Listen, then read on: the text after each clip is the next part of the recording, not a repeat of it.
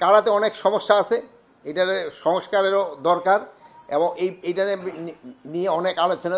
কারার একটু বাজেট টাজেটের ক্ষেত্রেও সমস্যা।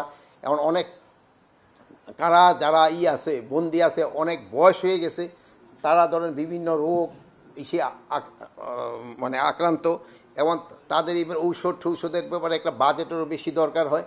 তো আমরা চাচ্ছিলাম যে ওই যে লাইফ টার্ম তাদের 30 বছর, ওইটাকে কমায় কত করা যায়, একটা যুক্তিযুক্ত একটা করে যেন যারা বয়স্ক হয়ে গেছে তাদের কীভাবে ছাড়ার ব্যবস্থা করা যায়। আমরা এটা এখন পর্যন্ত নির্ধারণ করি না, এটা একটা আলোচনার ভিতরে। আমরা ওই মেয়েদের ক্ষেত্রে হয়তো আমরা 20 বছর করে দিতে চাচ্ছি, ছেলেদের ক্ষেত্রে হয়তো আরও একটু বেশি হতে পারে। বাট আবার কতগুলি স্পেসিফিক আছে,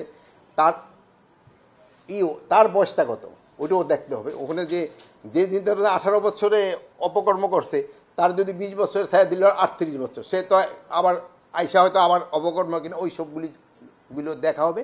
বাট মেয়েদের ক্ষেত্রে আমরা একটুখানি বেশি লিবারেল। লুট হওয়ার অস্ত্র যেগুলি আছে এইগুলি কিন্তু প্রতিদিনে উদ্ধার হচ্ছে। আপনারা কিন্তু ওই স্ক্রলে দিচ্ছেন, আপনারা পেপারও দিচ্ছেন, এটা ডেইলি কিন্তু উদ্ধার হচ্ছে। পুরস্কার ঘোষণার পরও এটা উদ্ধার হচ্ছে। তো আপনাকে ভিতরে মনে হয় কেউ এখন পর্যন্ত পুরস্কার পান নাই। আমি অনুরোধ করবো আপনারা 2-1টা পুরস্কার নেন।